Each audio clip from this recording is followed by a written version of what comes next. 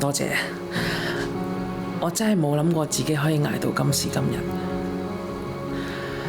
諗翻起咧，嗰陣時我15、16啦，諗緊好唔好繼續去做 YouTube 啊。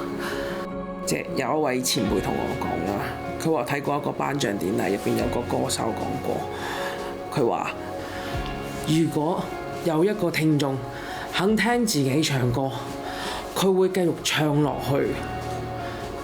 前輩就本住呢個精神繼續做 YouTube， 然後佢發現無論點都好，至少會有一個觀眾睇自己，至少有一個。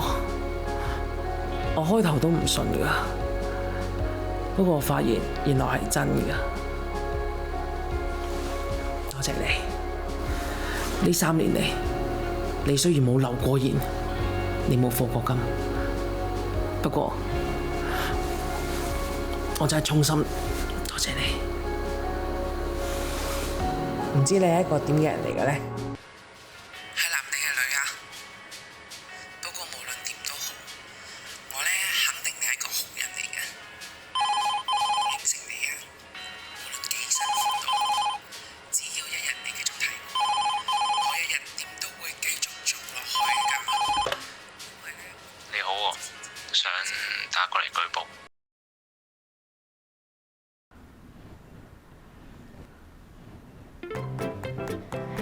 大家好，我係 Louis 仔，今日要同大家講嘅 topic 係覺得爸爸媽媽好煩啊，如何反抗呢？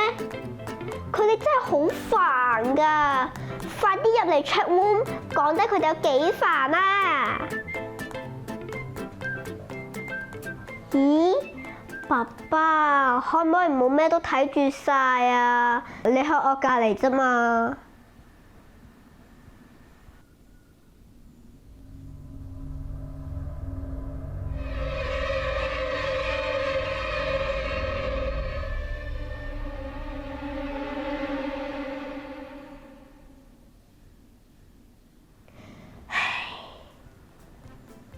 咦，我見 chat room 已經有一位朋友仔入咗嚟啦喎，快啲分享下啦！